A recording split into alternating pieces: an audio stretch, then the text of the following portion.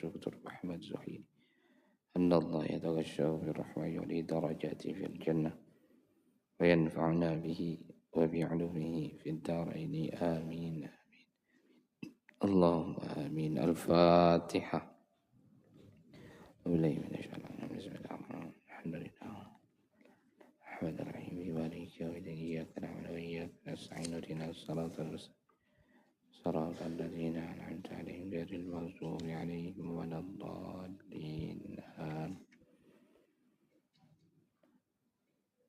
نحمد الله الذي علم بالقلم علم الإنسان ما لم يعلم نصلي ونسلم على من أنزل إليه القرآن محمد صلى الله عليه وسلم وعلى آله وأهل بيته الكرام رب اشرح لي صدري ويسر لي أمري واحلل عقدة من لساني يفقه قولي أما بعد. Bapak Ibu jamaah salat subuh yang dirahmati oleh Allah Subhanahu wa taala. Sebagaimana biasanya sebelum kita mulai, mari kita sama-sama berniat atau memperbaharui niat kita untuk duduk i'tikaf dalam masjid ini. Bismillahirrahmanirrahim. Nawaitu an a'takifa fi hadzal masjid sunnatan lillahi ta'ala. Di dalam hati masing-masing sengaja saya niat i'tikaf dalam masjid ini sunnah karena Allah Ta'ala.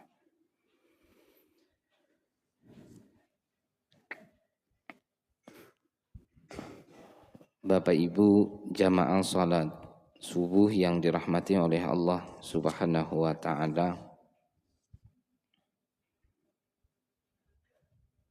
melanjutkan taklim atau kajian kita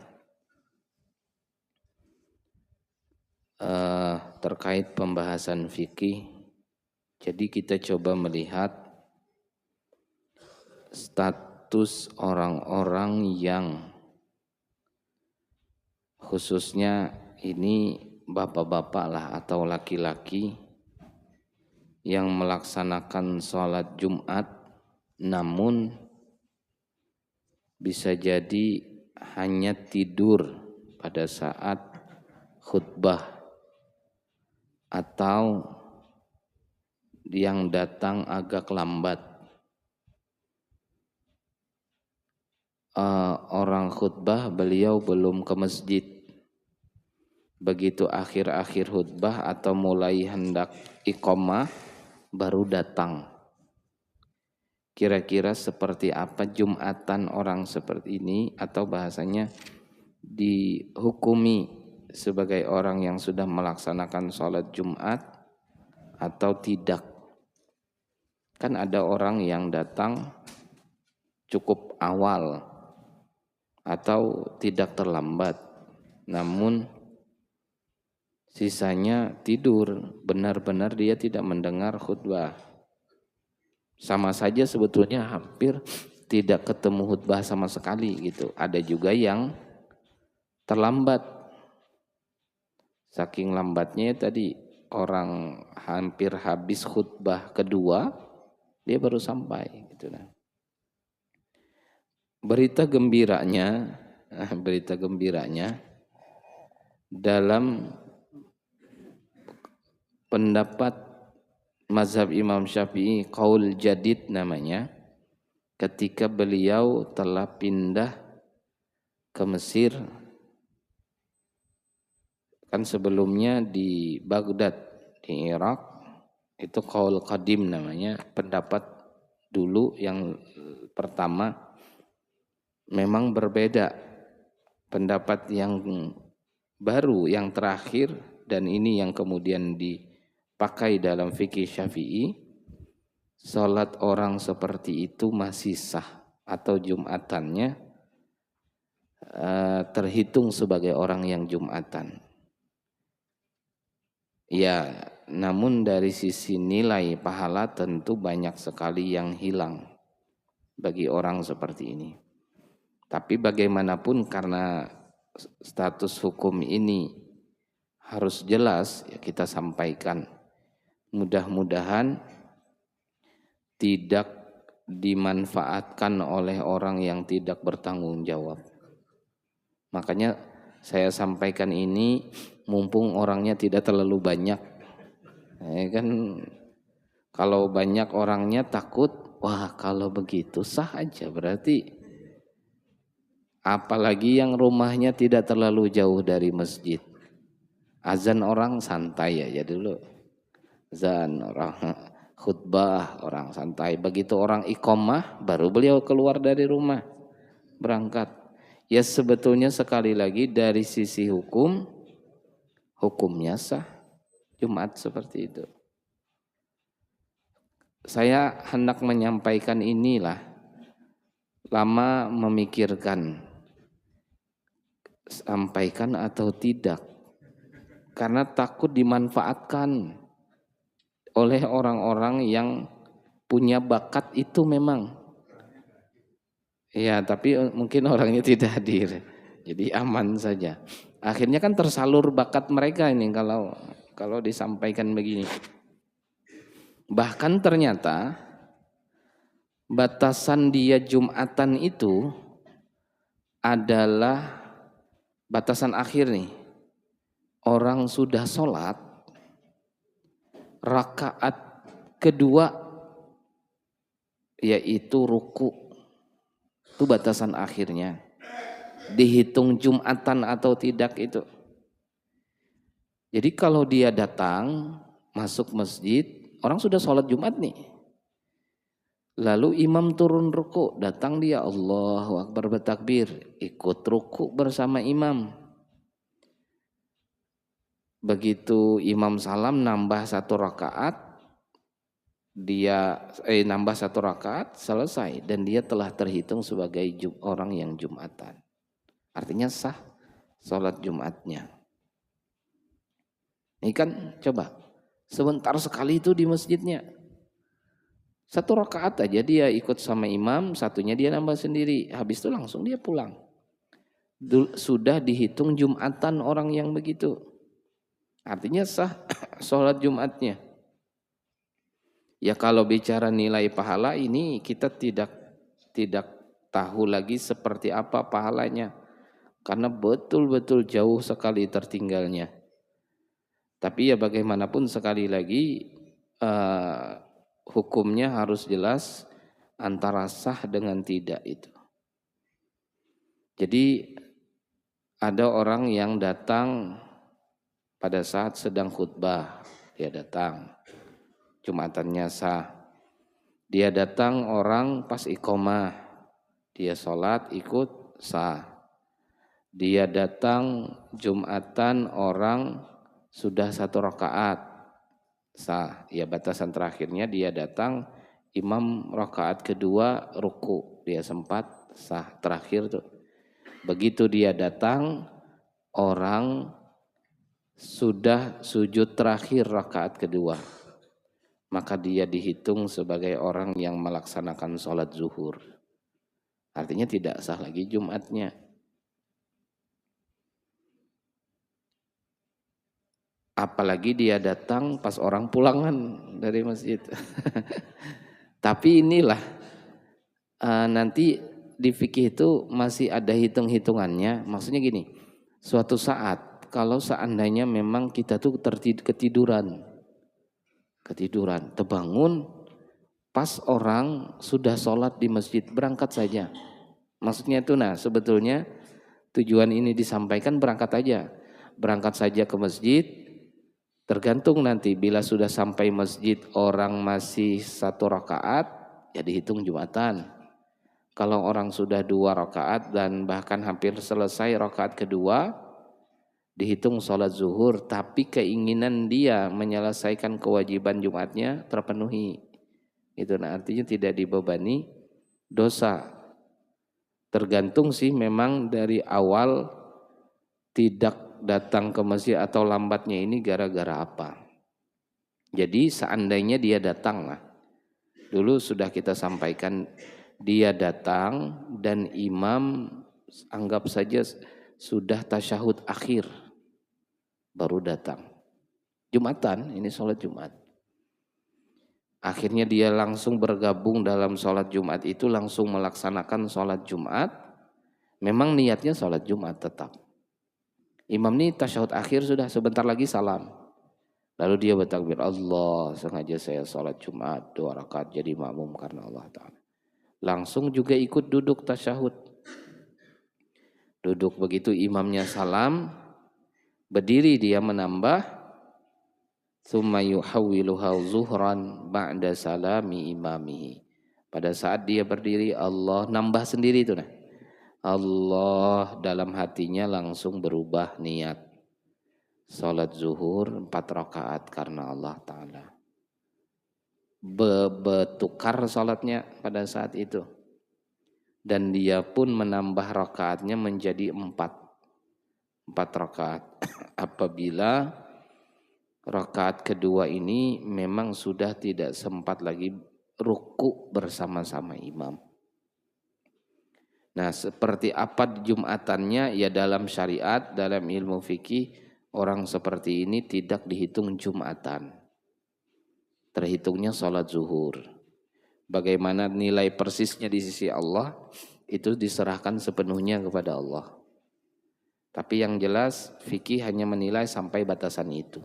Wah, orang ini tidak sholat Jumat. Orang ini hanya sholat zuhur. Karena dia datang terlalu jauh, terlalu lambat. Artinya apa? Artinya khutbah Jumat itu menjadi syarat sahnya sholat Jumat keseluruhan, bukan pribadi, bukan perorangan. Bisa dipahami lah. Maksudnya gini, kalau kita kayak Masjid Baitul Maghfirah, sholat Jumat tidak ada khutbahnya atau khutbahnya tidak 2 khutbah, sholat Jumatnya seluruhnya tidak sah. Tapi bila sholat Jumat di Masjid Baitul Maghfirah ini rukun khutbahnya terpenuhi, khutbahnya 2 kali. Tapi ada orang yang datang yang tidak dengar khutbah, nah orang itu untuk dirinya sendiri sah. Asal sholat Jumat secara umumnya tadi sah gitu nah. Yang tidak sah itu semasjidan tidak sah, ya khatibnya waktu khutbah bermasalah. 1, akhirnya seluruhnya tidak sah. Atau khutbahnya hanya sekali, maka seluruh masjid tidak sah pula sholat Jumatnya. Jadi dia ada, kalau Jumatan nih lebih ke arah untuk semua dulu yang dihitungnya. Per orangnya beda lagi. Dan sholat Jumat ini sebetulnya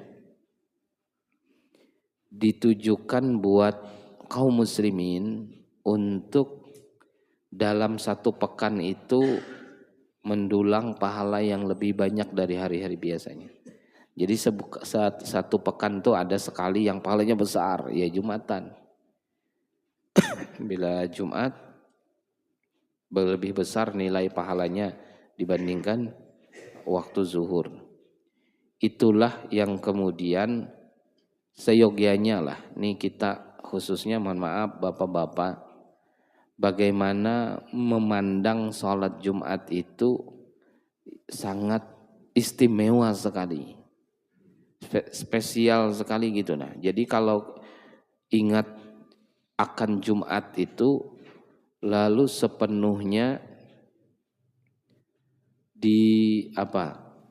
persiapan itu benar-benar baik, betul-betul dipersiapkan agar menjalani sholat Jumat ini maksimal, bukan sebagaimana kita melaksanakan sholat zuhur.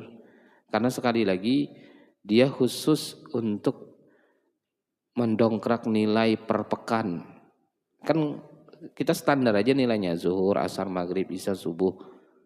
Zuhur, asar, maghrib, isya, subuh tuh 6 hari itu. Lalu hari ke-7 hari Jumat untuk dapat nilai yang lebih untuk pekan itu. Makanya persiapannya pun harus beda. Tapi ya fenomena yang terjadi di tempat kita biasanya sholat Jumatnya biasa-biasa aja. Maksudnya biasa-biasa itu ya kayak tidak ada bedanya dari hari-hari lain. Sholat datang begitu saja dengan pakaian tanpa beda dengan hari-hari lainnya. Seyogianya kan gini, ada namanya kitab adab. Kitab diantaranya Hidayatus Salikin. Dalam kitab Hidayatus Salikin itu jelas kalau sholat Jumat itu usahakan pakaian itu yang terbaik, yang paling bagus yang kita punya, khususnya yang berwarna putih. Artinya gini, kalau kita punya di rumah itu beberapa pakaian, jarang-jarang pakaian itu dipakai kecuali hari Jumat gitu. Nah, ingin memuliakan Jumatnya bahasanya, atau ingin menyambut Jumat ini dengan lebih daripada hari biasa. Ya mohon maaf, hari-hari biasa gini misalkan kita sholat dengan baju-baju yang biasa kita pakai. Coba bedakan untuk Jumatan khusus. Hari-hari biasa tidak pakai minyak wangi sholat. Tidak pakai minyak harum. Minimal Jumat. Supaya hemat minyak harumnya lama baru habis. Jadi sebulan tuh 4 kali aja terpakai hari Jumat. Tapi masih mending begitu maksudnya. Bahkan kalau dalam kitab Hidayatus Salikin itu persiapan sholat Jumat tuh bukan dari hari Jumat tapi dari hari Kamis. Seyogianya begitu. Dari hari Kamis tuh kapan? Sore Kamis. Jadi sore Kamis tuh sudah ngitung-ngitung. Esok mau sholat Jumat, mau baju yang mana dipakai, disiapkan sudah pakaian-pakaiannya itu untuk sholat Jumat. Ya termasuk, mohon maaf, yang tidak terbiasa, saya pribadi termasuk yang tidak terbiasa memakai serban, memakai imamah misalnya. Kalau bisa ya minimal Jumat. Ya kalau bisa tiap hari lebih bagus. Ini bentuk memuliakan, lebih memuliakan Jumat itu. Jadi saya ingatlah pas baca kitab Hidayatus Salikin itu, saya dulu di Kalsel, kalau pas libur dari pondok tuh pulang ke rumah nenek di daerah Tabalong, itu almarhum kakek itu kalau sore Kamis kan orang kampung ini paling 2-3 lembar lah punya baju sholat itu. Jadi ada satu baju putih sebetulnya lusuh juga sudah. Itu sudah dipisahkan, digantung begitu. Dan hari sebelumnya sudah dicuci, ya ditaruh sudah di dinding. Itu saya bingung buat apa. Sementara pikiran saya Jumatnya lo besok.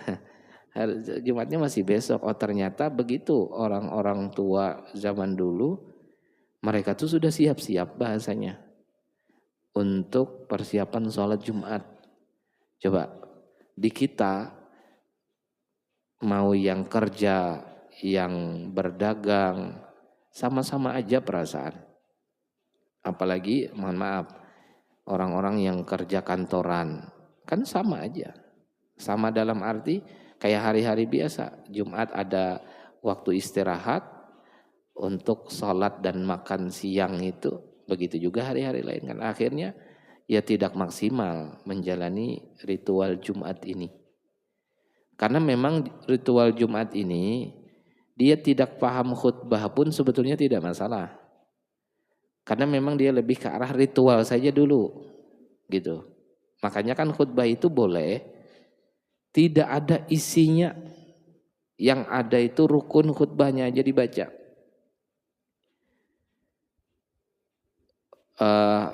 Pujian alhamdulillah, innal hamdalillah atau nahmadullah oleh khatib dibaca itu Yang kedua, ada salawat yang dibaca oleh khatib pada saat khutbah itu, khutbah pertama dan khutbah kedua. Yang ketiga, wasiat takwa. Usikum wa nafsi bitaqwallah. Dia bahasa Arab. Atau ittaqullaha haqqa tuqatih. Bahasa-bahasa itu yang mana wasiat takwa bahasanya. Lalu khutbah keduanya itu ada khutbah 1 atau 2 ada ayat Al-Quran yang dibaca. Lalu yang kelima ada doa untuk kaum muslimin atau kaum mukminin. Di khutbah kedua selesai khutbahnya. Tidak ada isinya sama sekali. Dan hanya itu saja yang dibaca. Maka Jumatannya telah selesai ataupun telah sah. Sebaliknya di zaman kita sekarang kan kadang ada, ini baru saja kejadian, ada beberapa pengurus bercerita khutbahnya bagus, maksudnya isinya, penyampaiannya, suara yang menyampaikan bagus, intonasinya bagus, tapi ada rukun khutbahnya yang tidak terbaca. Maka kalau dalam bahasa Jumatan, Jumatnya tidak sah. Jadi kalau mau ibaratnya, ini meskipun kurang bagus dua-duanya, seandainya harus memilih, tidak bagus tapi sah, bagus sekali, memukau, bahkan menarik perhatian jamaah, tapi tidak sah.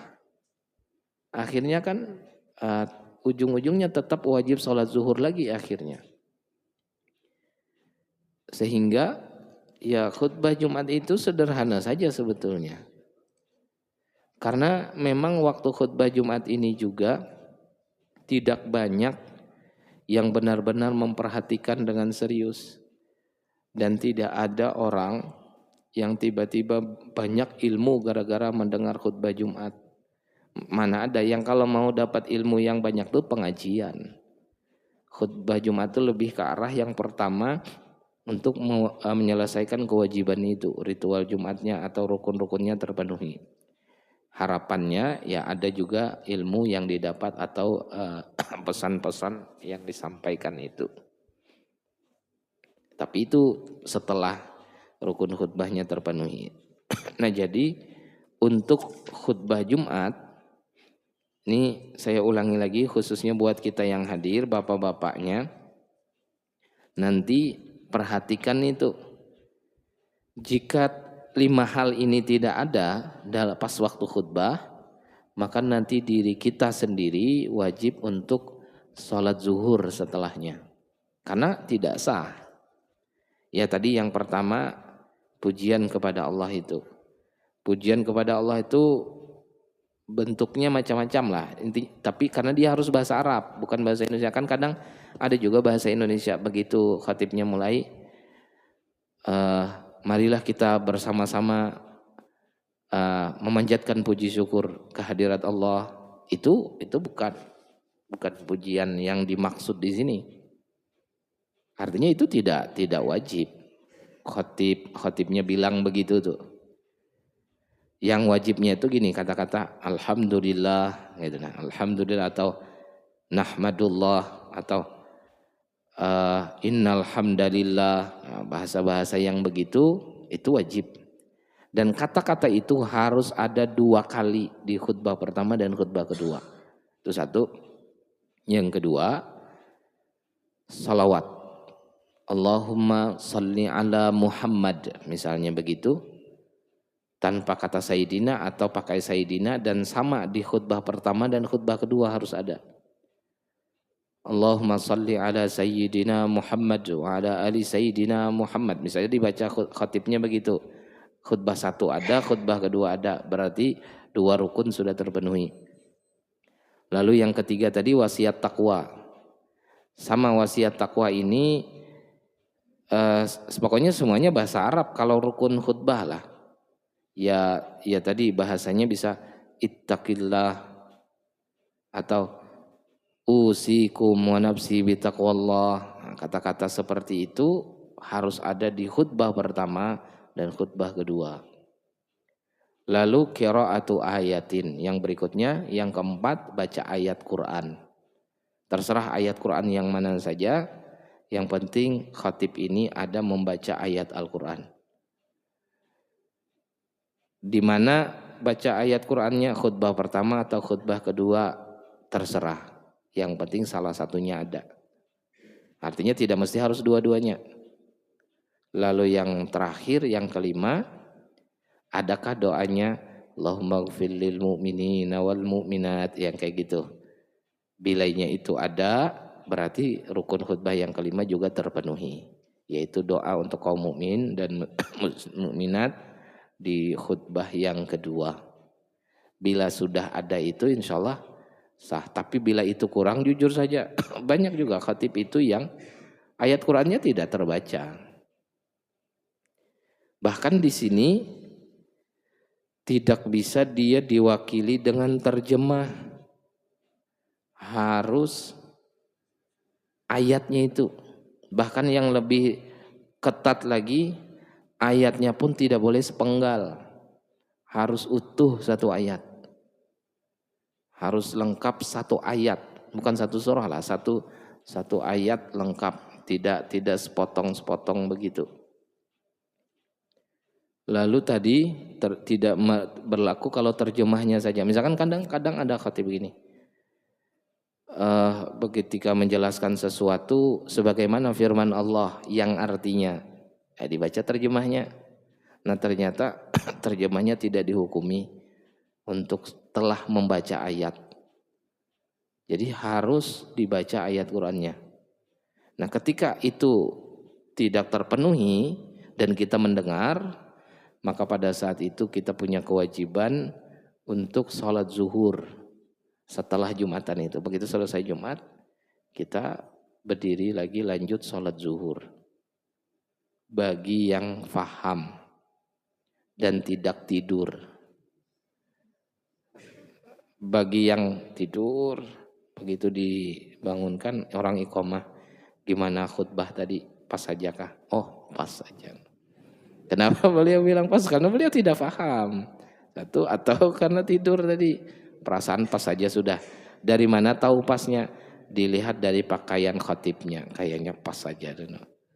Karena khatibnya pakai jubah, pakai surban, pakai imamah. Kayaknya pas saja sudah ini.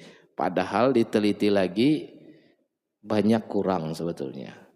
Dan hari inilah, ini pengalaman orang-orang yang mengambil teks khutbah itu di internet. Ternyata wallahu alam apa yang memang membuat itu sengaja, yang memasukkan atau membuat teks khutbah itu yang memasukkan ke internet itu sengaja, atau memang orang yang tidak paham. Teksnya bagus tapi banyak rukun khutbahnya yang kurang-kurang di situ. Sehingga tidak serta-merta bisa ambil begitu saja. Kan hari ini kelihatannya khutbah itu paling mudah adalah tidak perlu banyak belajar bahasanya. Yang penting ada teksnya, tinggal dibacakan begitu kan. Ternyata jika memang tidak paham, begitu dia baca ada yang kurang, dia tidak mengerti. Karena dia sendiri tidak paham si khatibnya.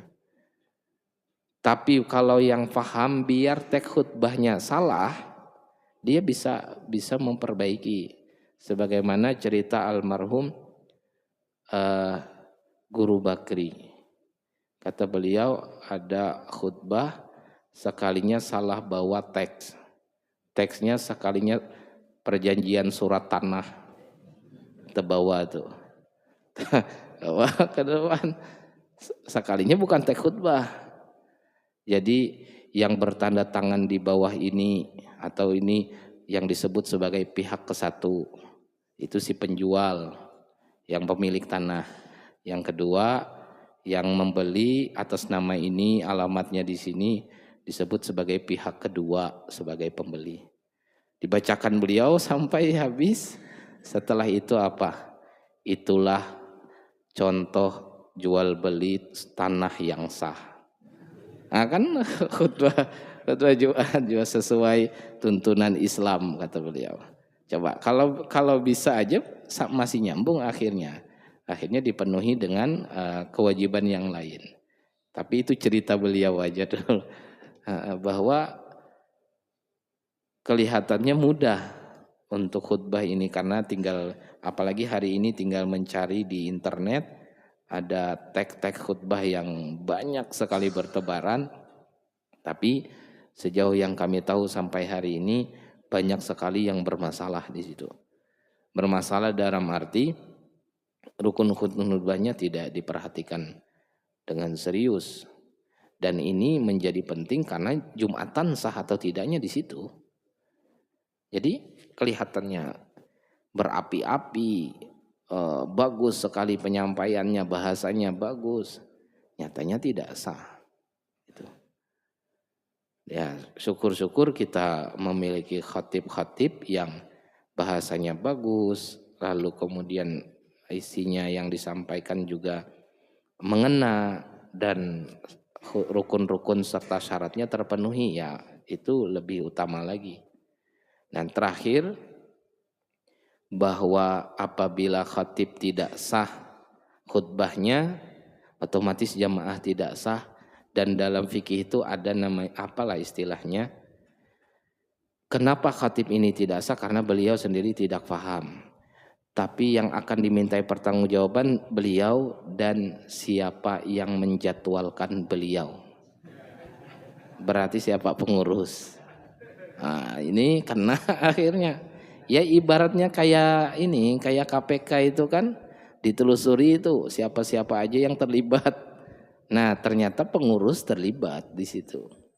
Sehingga artinya ini tugas untuk pengurus bahwa ketika menjadwalkan khatib itu harus benar-benar jelas siapa yang terjadwal itu, tidak hanya mohon maaf memandang gelar saja. Kadang kan ada tuh gelarnya panjang, banyak, nyata-nyatanya banyak keliru juga. Jadi ini pengalaman lah, teman pengurus masjid, tukang jadwal Jumat itu. Beliau itu selesai S3, kalau tidak salah di Australia. Pokoknya doktor atau sampai gelar profesor. Jadi begitu hendak dijadwalkan, lalu bertanya, nanti bisa ngisi khutbah Jumat di tempat kami, di masjid kami. Kata beliau, khutbah Jumat itu yang ceramah yang bagaimana, kata beliau. Langsung pengurus nih, ini tidak meyakinkan. Beliau bertanya begitu. Ini tanda bahwa tidak menjamin bergelar panjang itu lalu kemudian benar-benar paham. Jadi sekali lagi yang tanggung jawab pada saat itu khatib tentu saja bertanggung jawab untuk semua jamaah yang ada. Siapa lagi? Ya salah satunya yang akan dimintai pertanggungjawabannya adalah pengurus, lebih tepatnya yang menghubungi yang menjadwalkan gitu. Nah, tapi ketua pun akan tanggung jawab. Kenapa? Karena atas, iya kata ketua, bagus, beres itu. Ya, artinya ketua akan terseret-seret juga. Lalu perempuan hukumnya sunnah untuk sholat Jumat, untuk ikut Jumatan. Dalam arti dia punya pilihan. Nih masjidnya ada memang tempat untuk perempuan, bisa di situ hadir.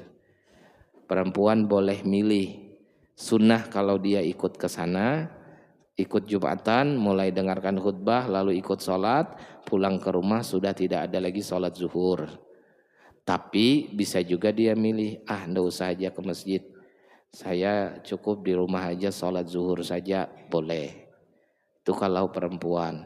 Kalau laki-laki tidak ada pilihan lain selain harus hadir ke masjid atau datang ke masjid, kecuali orang-orang yang uzur, yang memang sudah tidak mungkin atau ada alasan penting mendesak yang akhirnya dia tidak bisa datang sholat Jumat. Itu saja. Kalau perempuan punya pilihan seperti itu. Kalau perempuan ada pilihannya. Makanya yang umrah atau haji kan biasanya di sana karena tempatnya memang sudah banyak tersedia untuk perempuan, ya rata-rata perempuan di sana ikut sholat Jumat. Jadi dalam mazhab Imam Syafi'i itu statusnya sunnah. Sebetulnya lebih bagus dia ikut gitu nah. Lebih bagus dia ikut, tapi kalau dia tidak ikut tidak apa masalah. Di tempat kita ya selama tempatnya memang ada. Kayak kita di sini kan, ini kalau sholat 5 waktu saja pakai tempat ini kan. Kalau sholat Jumat kan ini tidak digunakan. Berarti apa? Kita tidak bisa melakukan kesunahan itu, ya khususnya di masjid kita sini karena memang tempatnya belum tersedia. Jangan begitu mendengar kata-kata sunnah ini lebih bagus dia ikut. Berjumat yang akan datang duluan ibu-ibu duduk-dudukan di sini. Jadi itu ya tempatnya yang tidak memungkinkan. Karena ada masjid yang 2 tingkat. Memang di atas diperuntukkan perempuan. Ada Samarinda rasanya ada beberapa masjid yang memang disiapkan sebetulnya untuk perempuan bisa sholat Jumat di situ. Tapi pada umumnya atau kebanyakannya tidak ada tempat khusus. Sehingga ya perempuan belum bisa memilih. Artinya pilihan mereka akan diarahkan ke sholat zuhur saja di rumah. Gitu. Dan bapak-bapak yang sudah sholat Jumat, kalau mau berjamaah dengan istrinya di rumah sholat zuhur bisa. Maksudnya setelah Jumatan. Jumat dulu ke masjid, pulang dari masjid, pulang ke rumah, lalu sholat zuhur di rumah berjamaah dengan istri. Tapi bapaknya bisa saja mengqadha dari sholat zuhur. Yang dulu-dulu bisa satu. Atau yang kedua memang sholat zuhur lagi. Boleh saja, statusnya sunnah. Artinya tidak wajib harus begitu karena kewajibannya telah gugur dengan sholat Jumat yang dilakukan di masjid tersebut. Allah Ta'ala a'la wa a'lam bissawab. Mungkin itu seperti biasa silahkan kepada jamaah bapak atau ibu ada yang ingin ditanyakan terkait tadi atau beberapa hal lainnya di luar dari tema silahkan. Jika ada yang ingin ditanyakan, bapak silahkan. Bismillahirrahmanirrahim. Begini masalah sholat Jumat. Saya ini pernah ikut sholat di satu masjid, tapi sudah cerita lama ini. Begitu mengkhutbah, ada jamaah yang teriak, menegur, subhanallah. Jadi saya ini bingung juga. Jadi begitu sholat Jumat selesai, saya cari informasi, katanya khutbahnya terlalu panjang, jadi ditegur. Kenapa ada politiknya lagi gitu? Gimana itu? Oh iya. Khutbahnya terlalu panjang alasannya gitu nah.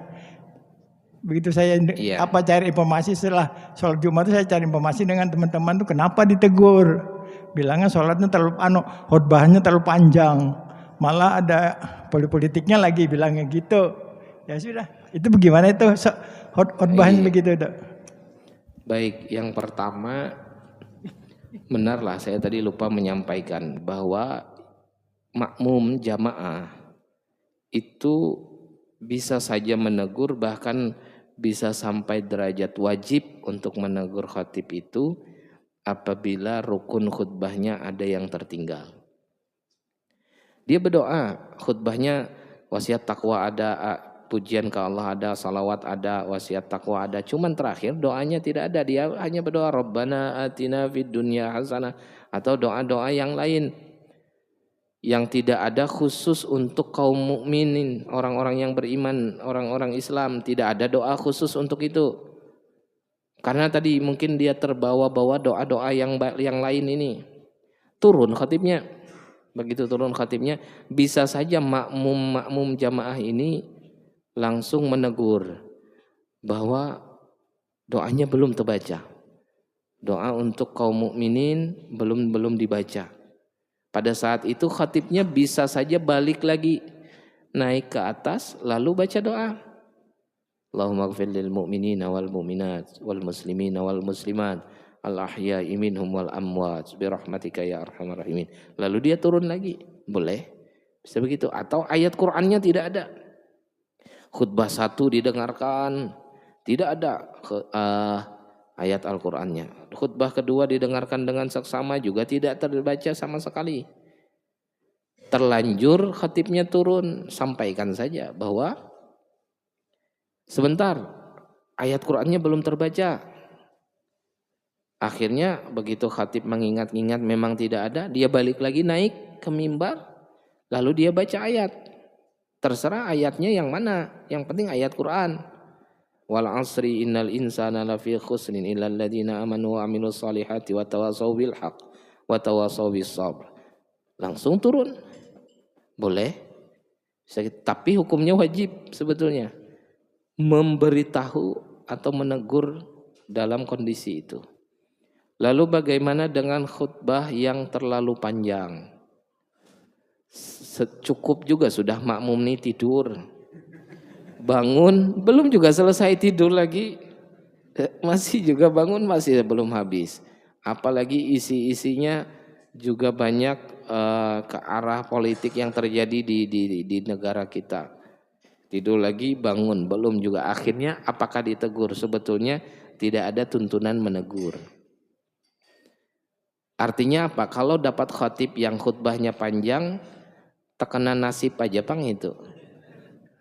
Tapi tidak ditegur dia, tidak ditegur karena tidak ada tuntunan untuk menegurnya. Dan subhanallah itu tidak berlaku di situ, dalam arti ya kalau mau subhanallah tidak ada tuntunan untuk membaca subhanallah, karena bacaan tasbih itu hanya untuk sholat saja. Untuk Jumatan sebetulnya malahan boleh bicara sebetulnya kan, karena pembicaraan dengan subhanallah itu sebetulnya sama aja nanti ketika dia tidak ada kepentingan apapun. Jadi ini bagaimana? Pertama sekali lagi tidak ada tuntunannya untuk kepada kita untuk menegur. Yang kedua, bahwa bisa jadi bahkan sampai akhirnya menjadi lagha. Lagha itu melakukan hal yang sia-sia. Kita yang menegur itu. Makanya tadi yang terbaik adalah menerima nasib aja. Setelah ini sudah berpikir jangan lagi diundang khatib ini. Palingan begitu.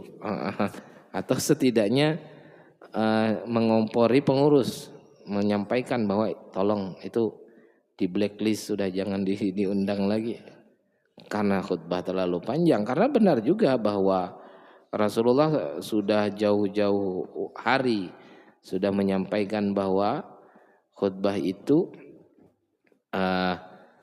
di antara kealiman seseorang itu adalah memendekkan khutbahnya dan memanjangkan sholatnya. Kan begitu. Di kita khutbahnya panjang, ayatnya atau surahnya surah pendek. Padahal kan standar Jumat itu paling pendek ya Sabbihisma rabbikal a'la dengan hal ataka haditsul ghasyiyah itu paling pendek tuh. Ayat yang paling pendek untuk Jumatan dibaca itu sisanya surah-surah yang lebih panjang lagi. Tapi orang kita, bahkan saya pribadi pernah bertemu langsung, ada curhat seorang jamaah, kenapalah kata beliau, anak muda sih, kenapalah kalau Jumat itu panjang betul ayatnya. Saya bilang ayat yang mana? Sabbihis itu nah katanya. Sama hal ataka haditsul ghasyiyah, panjang betul ayatnya kalau hari Jumat. Saya bilang yang pendek gimana? Tidak tahu juga dia. Rupanya dia sholat Jumat aja. Yang lain makanya tidak ada perbandingan, perasaannya lama itu. Karena tidak terbiasa sebetulnya. Jadi sekali lagi bahwa kalau tuntunannya tidak ada untuk menegur dengan khatib yang kepanjangan itu, ya palingan untuk berikutnya saja. Tidak saat itu maksudnya. Berikutnya misalkan sudah selesai sholat, lalu tadi disampaikan besok-besok kalau pian khutbah, tolong dipendeki aja. Tolong dipendek-pendekkan aja sudah, jangan usah terlalu panjang. Palingan begitu. Tidak ditegur saat khutbah itu maksudnya. Lalu bagaimana yang menegur? Wallahu a'lam lah. Apakah masuk kategori lagha atau tidak? Ya paling besar kemungkinannya bisa sampai kategori lago itu melakukan hal yang sia-sia jadinya. Seperti itu. Baik, ada lagi terakhir? Ibu-ibu aman aja ke Bu? Aman aja ibu-ibu. Karena ini memang lebih ke arah lebih banyak bapak-bapaknya yang mengalami. Kalau ibu-ibu ya sedikit sekali lah masalah Jumatan ini. Assalamualaikum warahmatullahi wabarakatuh. Waalaikumsalam. Status berkenaan masalah fikih sholat tahiyatul masjid. Pada saat khatib naik mimbar sudah berkhutbah, apa masih statusnya sudah gugur sholat tahiyatul masjid? Assalamualaikum warahmatullahi wabarakatuh. Waalaikumsalam. Sholat tahiyatul masjid, begitu masuk kebetulan khatib sedang berkhutbah. Apakah kemudian lebih baik dia duduk dan mendengarkan khutbah atau melaksanakan sholat tahiyatul masjid? Sebetulnya untuk kebolehannya dia masih boleh-boleh saja. Kalau bahasa boleh. Kelihat di sini sebetulnya memilih antara yang lebih utama mana. Lebih utama mana antara duduk dengan sholat tahiyatul masjid? Jawabannya lebih utama duduk. Duduk saja. Karena dalam mazhab Imam Syafi'i, pengganti sholat tahiyatul masjid itu adalah tasbih. Subhanallah, walhamdulillah, wala ilaha illallah, wallahu akbar. Sebagaimana yang diungkapkan oleh Imam Khatib Asy-Syarbini, dibaca 4 kali. Berarti apa? Lebih bagus duduk. Duduk. Kenapa? Kalau dia duduk otomatis dia bisa menyimak dengan segera apa yang khatib sampaikan, termasuk mendengarkan rukun-rukun itu. Begitu dia duduk sambil baca pelan-pelan subhanallah walhamdulillah wa la ilaha illallah wallahu akbar. Sampai 4 kali dibaca, maksudnya pahala tahiyatul masjidnya tidak hilang dan konsentrasi mendengarkan khutbahnya lebih bisa fokus lagi. Tapi kalau dia memilih khatib sedang khutbah lalu dia sholat, ya tentu sholatnya pun belum terlarang atau tidak merusak Jumat dirinya. Artinya masih bisa saja kalau kemudian dia mau sholat. Tinggal merasa lebih etis mana. Apalagi posisi di sini kan tempat khatib awalnya. Khatibnya naik kan kosong jadinya tuh. Datang kita berdiri di situ, sholat langsung, khatib lagi khutbah. Itu khawatir tongkat si khatib itu melayang ke kita. Karena berhadapan dengan khatib kan, khatibnya khutbah, orangnya sholat di hadapannya, kan sangat tidak etis sekali. Atau tidak di situ, di tempat lain pun pasti orang-orang kan semuanya duduk, sedang duduk. Artinya jauh lebih bicara tentang adabnya, dia lebih baik memilih duduk. Toh pahala tahiyatul masjidnya tetap bisa didapat gitu. Kalau pendapat yang mutasyaddid agak keras karena menghitung dan khususnya qaul qadim lah, pendapat yang dulu bahwa khutbah itu 2 rakaat zuhur tersebut, maka jelas tidak ada bahkan terlarang tahiyatul masjidnya. Makanya tadi dengan 2 pendapat ini, satu menyatakan terlarang, satu boleh, tapi tetap saja lebih bagus duduk. Makanya pilihannya lebih bagus duduk saja. Tidak usah untuk melaksanakan sholat tahiyatul masjid tersebut. Wallahu ta'ala a'la wa a'lam bishawab. Mungkin itu, mudah-mudahan ada manfaatnya. Mohon maaf atas segala kekurangan. Teriring doa, mudah-mudahan alhamdulillah saya jujur saja sebelum berangkat subuh ini tadi hujan deras di seberang, sempat berpikir adakah jamaahnya? Ndak ada nih Nani. Tapi ternyata Masya Allah khususnya ibu-ibu lah, ini kayak biasa aja ibu-ibu nih kan, maksudnya jumlah orangnya kayak biasa aja. Ya mudah-mudahan selalu istiqomah. Kalau hujan-hujan begini saja berarti sama sekali tidak masalah. Mungkin hujan salju baru kemudian agak berat turun. Kalau hujan begini berarti aman saja masih. Nah sementara di kita tidak ada salju, berarti aman. Aman aja, mudah-mudahan selalu Allah bimbing, Allah tuntun kita semuanya. Ketaatan ini, kebaikan ini bisa terus kita jalani, bisa terus kita laksanakan sampai akhir hayat kita.